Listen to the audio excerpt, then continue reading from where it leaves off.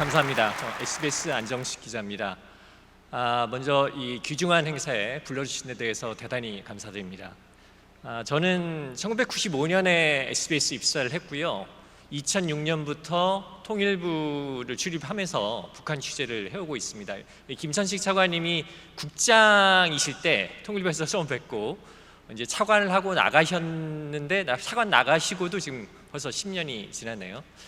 제 오늘 강의 주제가 통일한국과 언론 이렇게 되어 있는데, 이제 통일한국이 어떤 방향으로 다가올 수 있을까, 어떤 로드맵으로 갈 수 있지 않을까라는 좀 포인트를 좀 생각해 볼 수 있는 포인트를 좀 말씀을 드리려고 그래요. 그래서 오늘 제 강의를 들으시고 저렇게 생각을 해볼 수도 있겠다 라는 좀 생각을 한 번쯤 해보시게 되신다라면 저로서는 오늘 강의가 좀 성과가 있었다고 말씀드릴 수 있을 것 같습니다. 그리고 이제 거기에 대해서 언론이 어떻게 할 것이냐라는 부분은 좀 뒷부분에서 말씀을 드리겠습니다. 근데 이제 앞서 두 분의 강의를 듣다 보니까 앞서 두 분이 하신 강의와 좀 맥락이 이어질 수 있겠다라는 생각을 좀 하게 됐습니다. 제가 오늘 얘기를 풀어나갈 부분은 좀 준비된 통일과 준비되지 않은 통일, 이런 주제를 가지고 얘기를 시작을 할 겁니다. 그래서 과연 우리 한반도에서 준비된 통일은 가능할 것인가 라는 주제를 좀 짚어보고요. 기대와 현실은 다를 수 있다. 그리고 이제 그 나머지 부분 이어가도록 하겠습니다. 자, 준비된 통일이라는 게 뭐냐? 제가 제시하는 개념은 점진적인 통일을 얘기를 합니다. 그러니까 남북이 교류협력을 통해서 계속 교류협력을 해나가다 보면 그리고 남북의 결합도가 높아지면 점진적으로 하나가 될 수 있겠다라는 우리가 이상을 가지고 있죠.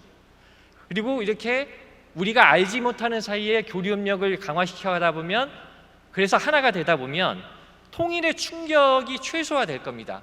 그래서 특별히 우리가 통일에 대해서 준비하지 않아도 이게 통일이 되는 거구나. 그래서 마지막에 가면은 그냥 정치적으로 통일을 선언하면 하면 되는 이런 상황으로 간다라면 가장 바람직한 통일 방법이겠죠. 그래서 김대중 대통령이 이제 햇볕 정책을 주창을 하고 이른바 이제 대북 포용 정책을 계속 우리가 여러 정부가 실행해 왔던 기반은 바로 이런 점진적인 통일을 이뤄서 충격을 최소화하자, 통일의 충격을 최소함으로써 우리가 두려워하지 않고 통일의 길로 가자라는 데 기반하고 있었던 겁니다. 여기에 비해서 이제 준비되지 않은 통일이라 하면 그 반대겠죠.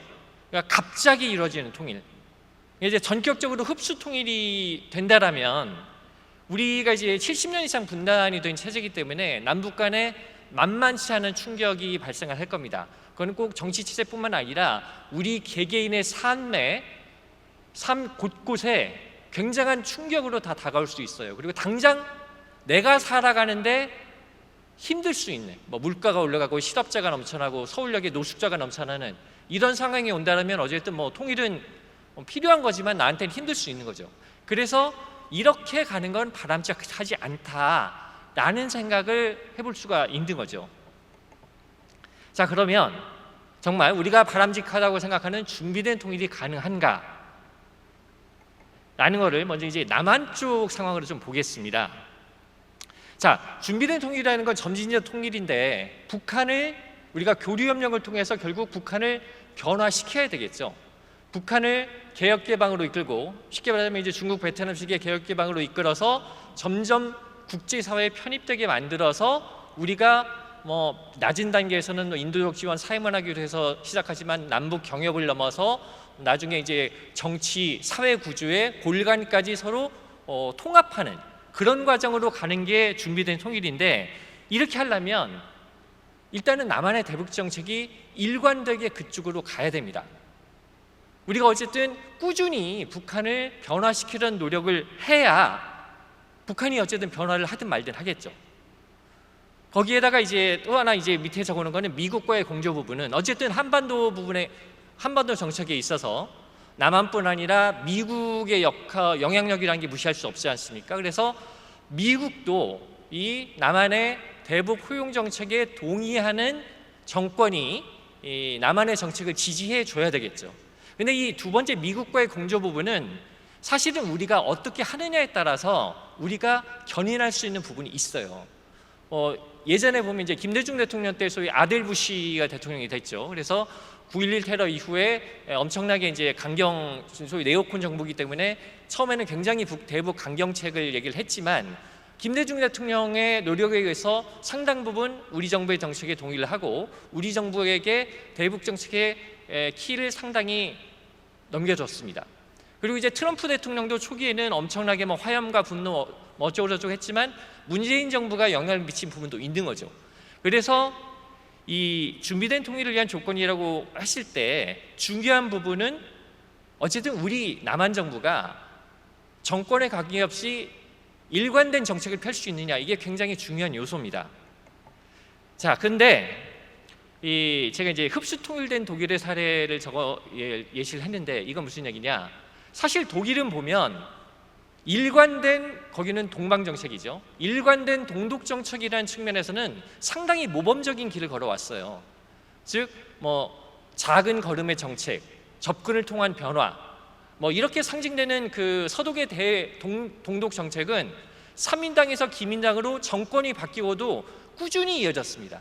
정권 교체와 관계없이 꾸준히 이어져 왔고, 그래서 통일 직전에 80년대 중후반에 동서독의 인적 교류 사례를 찾아보시면 당시에 서독에서 동독으로 1년에 방문하는 사람이 한 5,600만 명, 동독에서 서독으로 1년에 방문하는 사람이 150~60만 명 정도의 인적 교류가 있었습니다.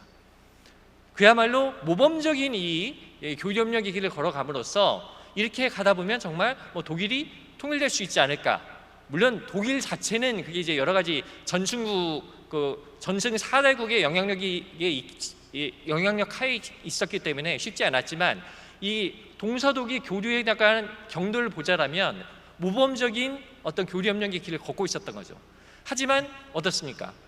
독일이 가장 상징적인 흡수 통일 사례잖아요.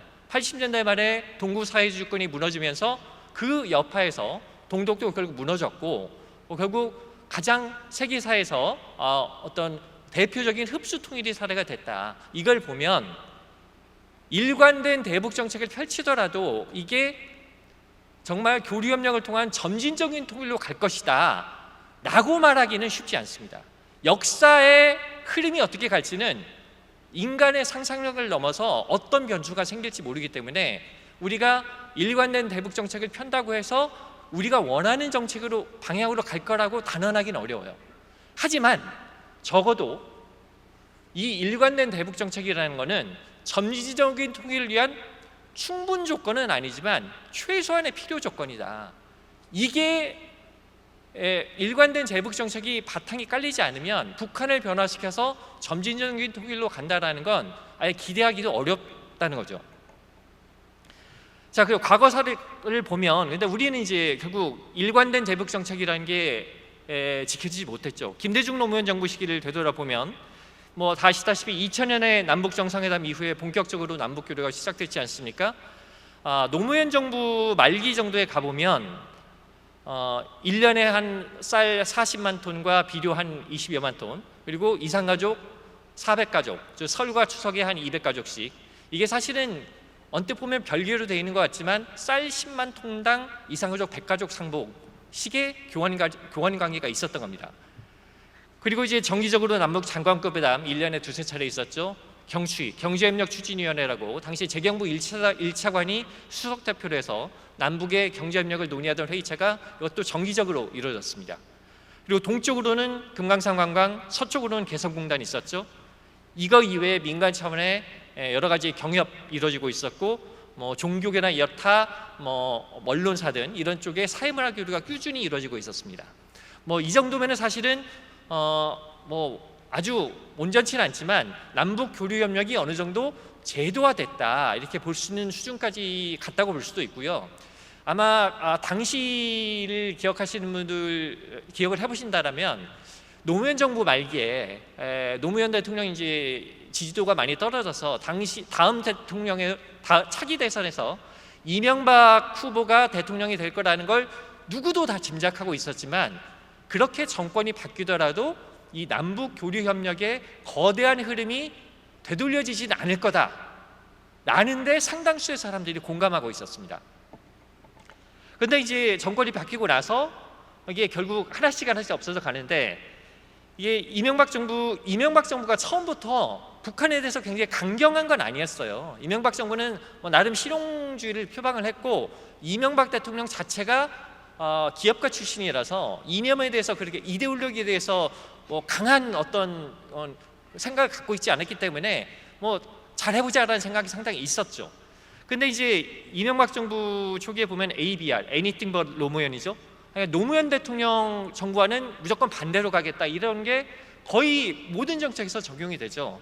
그래서 당시 남북 관계에 대해서도 당시 청와대 고위 관계자가 미국에 갔을 때 기자들에게 한 얘기 중에, 우리는 인도적 지원을 하더라도 노무현 정부 방식으로는 하지 않겠다, 이런 얘기를 했던 적이 있어요. 당시 이명박 정부가 노무현 정부를 봤던 시각이 아주 적나라하게 드러난 건데, 일단 전임 정부 방식으로는 하지 않겠다라는 기조로 가면서 북한도 처음에는 이명박 정부를 주시했지만 하나씩 엇나가기 시작합니다. 그리고 이제 그해 7월에 박광자 씨 피살 사건으로 금강산 관광이 중단이 되죠. 물론 이제 금강산 관광이 이렇게 피살 사건으로 중단이 되고 나서 북한이 이 박광자 씨 사건에 대한 진상 규명에 제대로 협조를 안 하죠.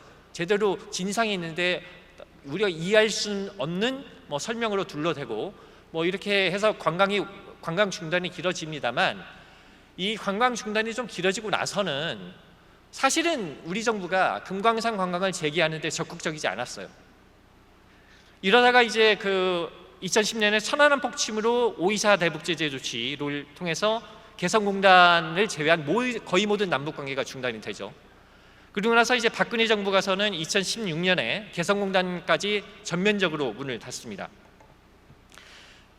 그래서 결과적으로 보면 2000년 남북 정상회담 이후에 16년 만에 그 남북 관계의 모든 성과들이 결국 원점으로 회귀를 합니다.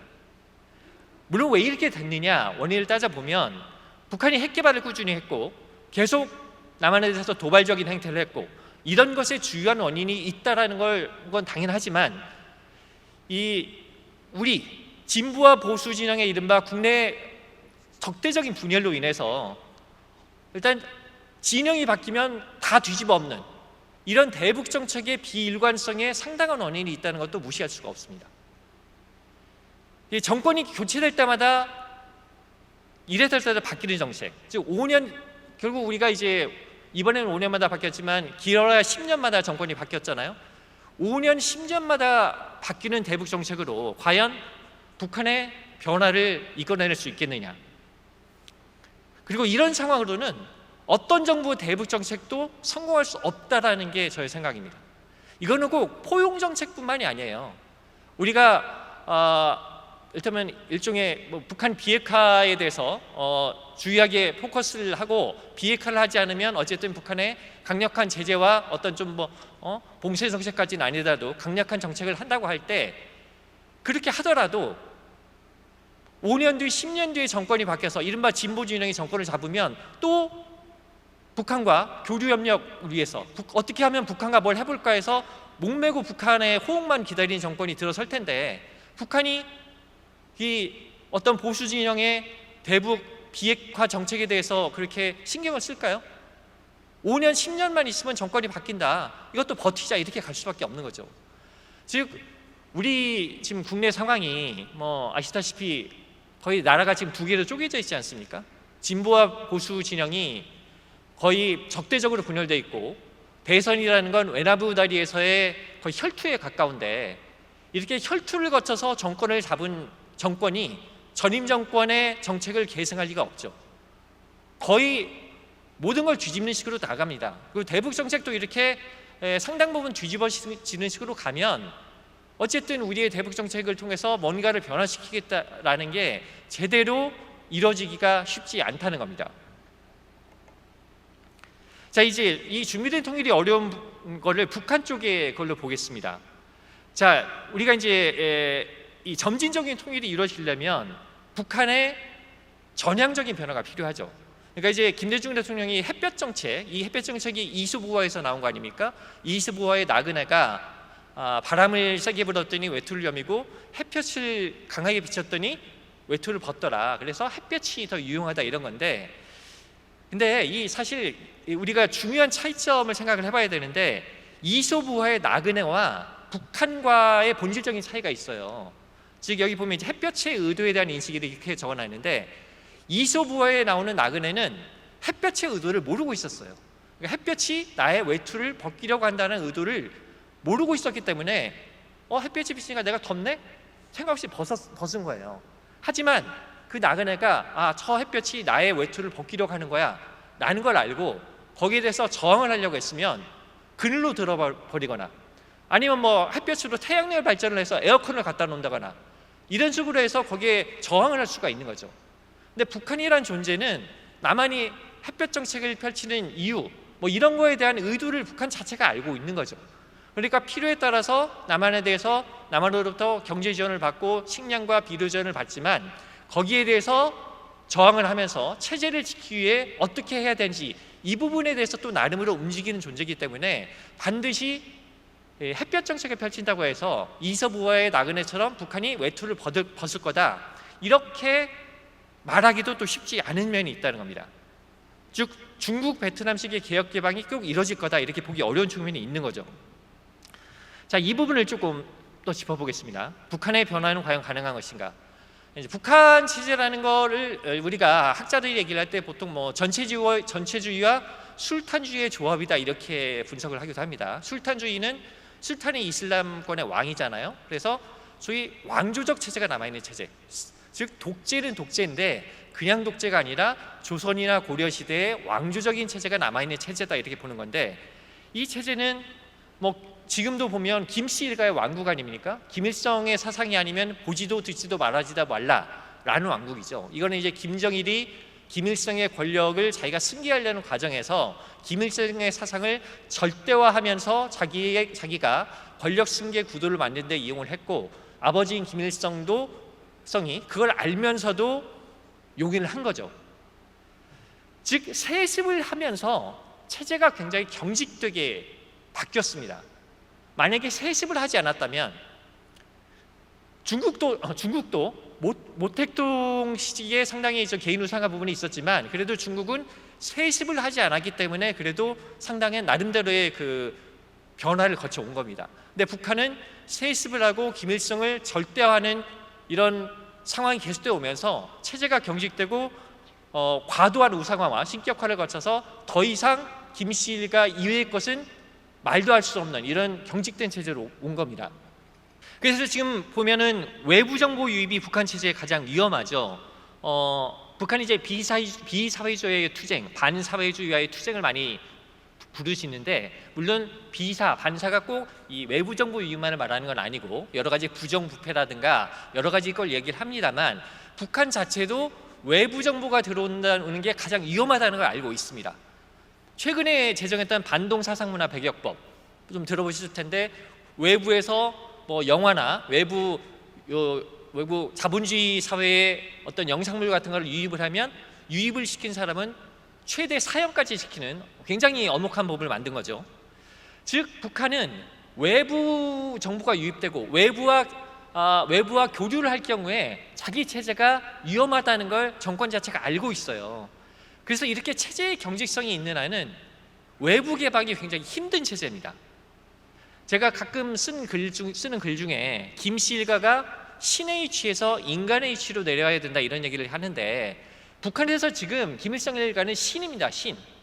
근데 이 신의 위치에 있으면 외부 세계와 교류해서 살 수가 없어요. 중국 베트남식의 개혁 개방이 안 됩니다.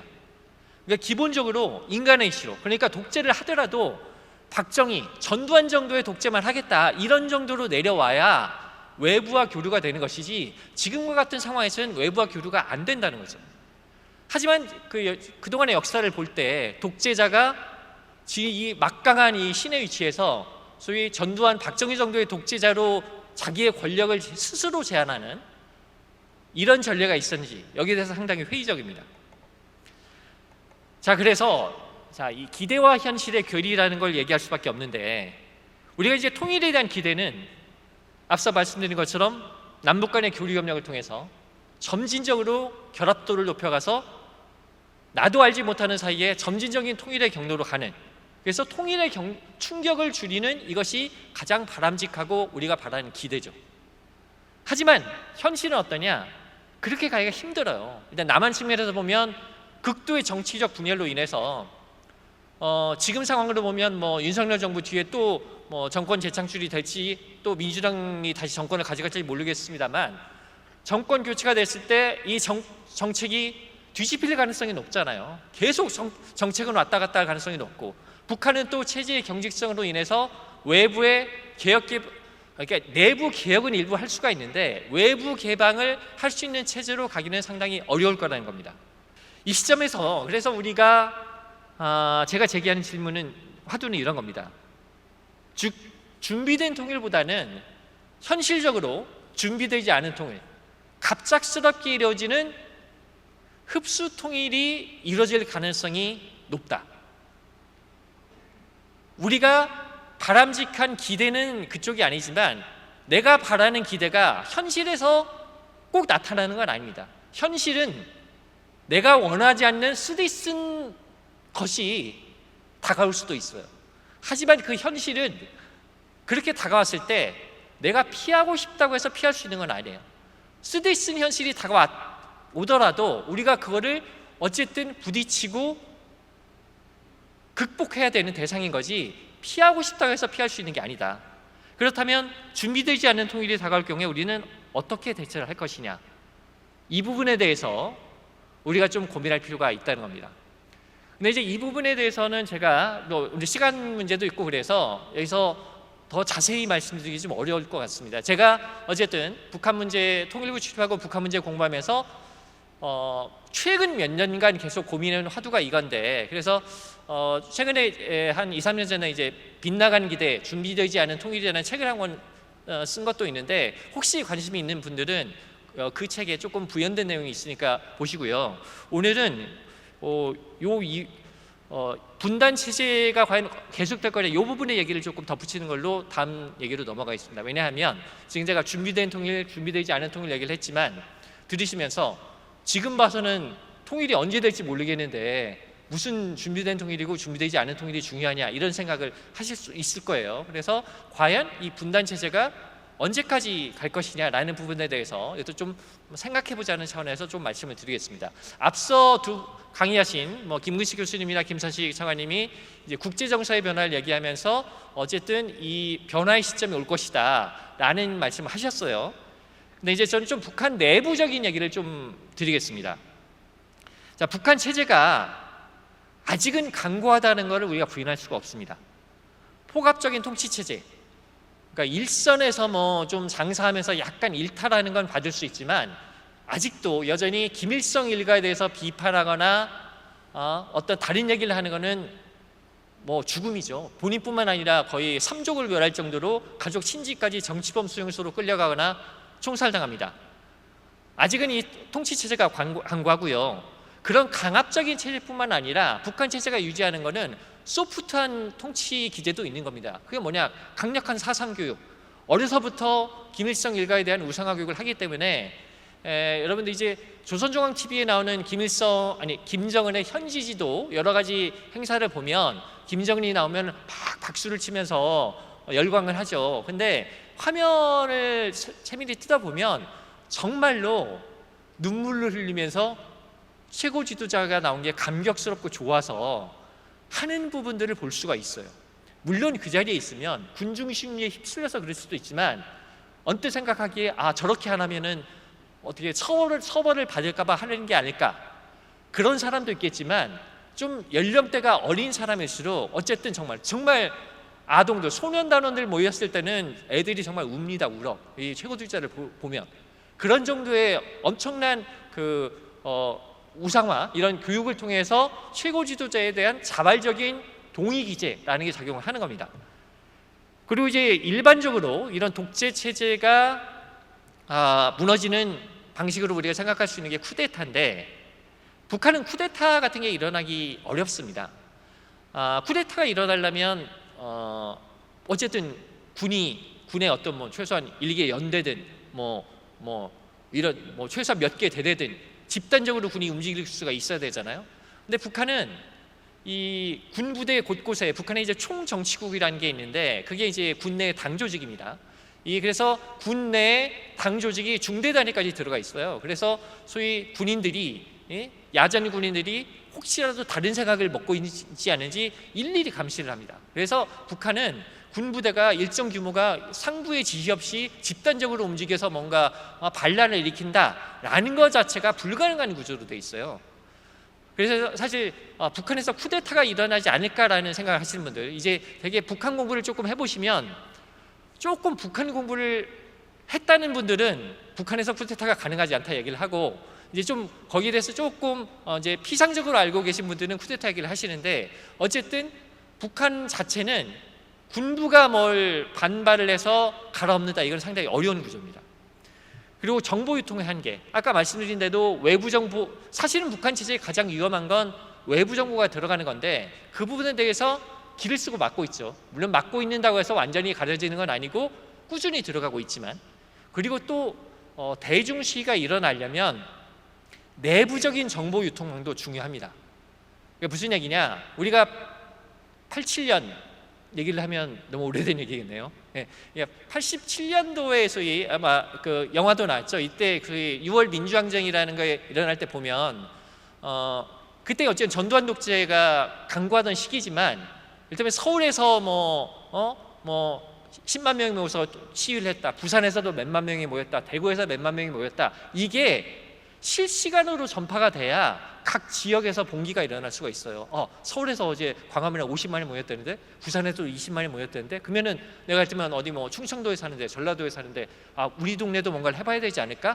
그래서 정보 유통의 속도라는 게 대중시에 굉장히 중요하다라고 분석이 됩니다. 근데 당시에 물론 전두환 정권 때 사실 언론도 통제돼 있어서 잘 보도가 안 됐죠. 근데 그때 제 기억에, 저도 이제 지방에 살고 있었는데 그때 이제 CBS 라디오를 굉장히 많이 찾아 들었던 기억이 나요. 왜냐하면 그때 CBS 라디오가 거의 언론사 중에 거의 유일하게 그런 소식을 보도를 해줬거든요. 근데 그때 천주교 쪽에서 했던 뭐 성당을 통해서 마이크로 방송했던 거, CBS가 어제 어느 지역에서 엄청난 사람들이 모여서 시위를 했다고 알려준 이런 정보 유통 부분이 87년 6월 항쟁에도 상당한 공헌을 한 겁니다. 근데 북한에서는 지금 혹시 뭐 사실 평양에 누가 모여서 시위한다는 것도 있을 수도 없지만 그런 게 있다고 해도 외부에 퍼져나가는 데 한계가 있단 말이에요. 그래서 이 정보 유통의 한계, 이런 것도 대중 시위가 일어나기 굉장히 어려운 부분 중에 하나고요.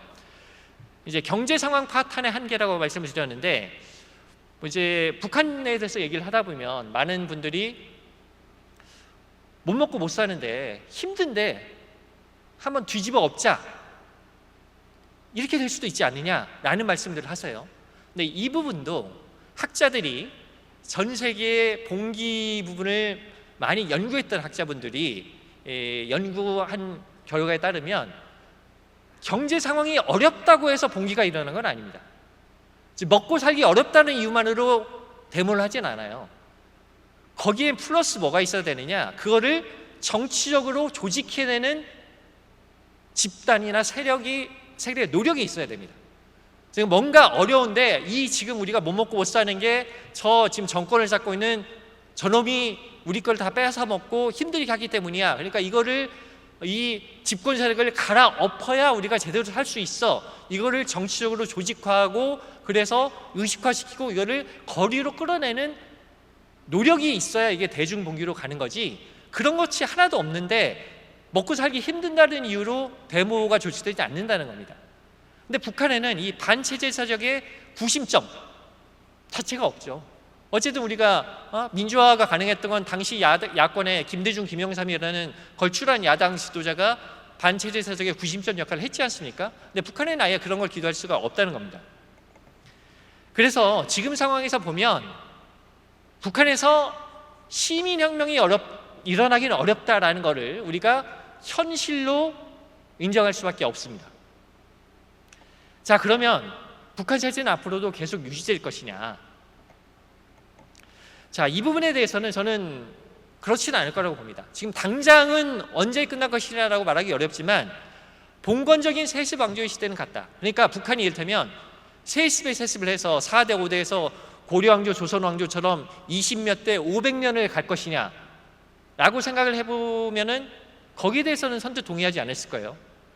고려 조선이 어떤 장자든 서자든 뭐 해서 500년을 갔던 거는 그 당시는 전 세계가 봉건 왕조의 시대였죠. 즉 충신불사이군에서 왕을 위해서 신하가 두 임금을 섬기지 않고 내가 살갗이 벗겨지더라도 왕을 위해서 죽는 게 신하의 도리였던 게 그 시대의 정신 아니었습니까? 그런 상황에서는 봉건 왕조가 가능하지만 지금은 그런 시대가 갔잖아요. 그러니까 이 시기가 지금은 김일성 일가의 절대적인 포갑적인 어떤 통제 때문에 어쩔 수 없이 가지만 이게 대대손손 가기는 어려울 거라는 겁니다. 그렇게 되면 과연 언제 위기가 올 것이냐, 가장 중요한 건 역시 왕조적 독재 체제이기 때문에 최고 지도자의 변고시, 즉 최고 지도자가 뭐 건강상의 문제로 쓰러지든 뭐 어떻게 고혈압으로 넘어가든 어쨌든 그럴 때 가장 누구한테 권력이 넘어갈 거냐를 놓고 위기가 올 수밖에 없습니다. 즉 우리 같은 시스템화된 나라는 대통령이 탄핵이 돼도 나라가 유지돼서 가잖아요. 하지만 북한과 같은 나라는 김정은이 갑자기 쓰러졌다 그러면 지금 권력을 뭐 김여정이 잡을 거냐, 아니면 김정은의 아들이 지금 뭐 알려졌기로는 2010년생 아들이 첫째라고 알려져 있는데 아직은 너무 어리잖아요. 그쪽으로 갈 수 있느냐, 이런 걸 가지고 체제가 상당히 위기에 처할 수 있는 거죠. 근데 김정은이 뭐 제명을 다 살고 죽으면 어떡하냐, 그럴 수도 있죠. 하지만 이제 어쨌든 그러면 뭐 4대 세습, 5대 세습으로 간다고 할 때 물론 우리가 김정은의 4대 세습을 논의하는 시기가 된다면 우리 민족한테는 상당히 비극이 있습니다만 4대 세습, 5대 세습의 후계자가 과연 능력 있는 권력 후계자가 계속해서 나올 것이냐, 이 부분을 장담할 수는 없는 거죠. 세습이라는 거는 어쨌든 자기 자식이라는 한정된 풀에서 후계자를 고르는 거니까 능력 있는 사람이 꼭 권력을 잡을 거라는 보장은 없는 거죠. 그래서 사실 뭐 지금 뭐 언제 어떻게 될지 모르지만 뭐 앞서 두 분이 말씀드린 것처럼 국제 정세의 변화가 뭘 강제할 수도 있고 아닐 수도 있고, 하지만 이게 북한 체제가 영구히 갈 수는 없고 그게 언제 어떤 방식으로 다가올지는 우리가 알 수 없다. 항상 보면 역사의 전개는 인간의 상상력을 뛰어넘어왔습니다. 뭐 1917년에 볼셰비키 혁명, 프랑스 혁명이 일어났을 때 어떤 책들을 읽어보면 그 볼셰비키 혁명이 일어났을 때 레닌도 자기가 공산주의 사상을 이렇게 발전시키긴 했지만 자기가 말하는 혁명이 지금 일어나고 있는지 잘 몰랐다는 얘기도 있어요. 그런 것처럼 어쨌든 상황이 어떻게 변할지는 모르고 우리가 이 통일한국 시기라는 게 또 의외로 가까운 시기에 우리한테 다가올 수 있을 수도 있다. 근데 이제 그 다가오는 통일이 앞서 말씀드린 것처럼 우리가 준비하는 통일이 아니라 지금 남북의 상황으로 볼 때는 준비되지 않고 통일의 충격을 갑자기 받아 안아야 되는 방식으로 갑작스럽게 다가올 수도 있다. 우리가 거기에 대해서 그렇게 잘 준비되어 있는 것 같지는 않더라는 겁니다. 자, 그래서 마지막으로 말씀드린 부분은, 그래서 저도 이제 언론에 있으면서 과연 그러면 이 부분에 대해서 어떤 역할을 해야 될 거냐, 또 언론뿐만 아니라 시민사회 그리고 이런 신통일한국 평화포럼을 하시는 이런 이렇게 통일에 대해서 관심을 갖고 있는 분들도 좀 어떤 부분에 대해서 우리가 좀 포커스를 가지고 준비를 해야 될 거냐라는 부분을 고민을 할 수밖에 없는데, 이 기대와 현실의 괴리라는 화두를 제가 지금 계속 던졌지 않습니까? 이건 이제 관점과 사실이라는 걸로 치환을 할 수도 있는데요. 우리가 생각하는 기대라는 것과 아까 말씀드린 것처럼 나는 바라지 않지만 쓰디쓴 현실이 우리한테 다가올 수도 있다. 하지만 그 쓰디쓴 현실을 어쨌든 우리가 맞닥뜨려서 극복해야 된다라는 부분에 대한 좀 냉철한 구분과 시각을 좀 가져야 될 것 같습니다. 그리고 또 지금 보면 우리가 진영간 정권 교체가 될 때마다 엄청난 대북 정책의 격변이 있는데, 사실 북한 핵이 지금 이렇게 거의 핵 포기가 불가능한 상황으로 간 상황에서는 진보 정권이든 보수 정권이든 할 수 있는 영역에는 별 차이가 없어요. 문재인 정부가 그렇게 남북관계 발전시키려고 했지만 5년 동안 별로 된 게 없잖아요.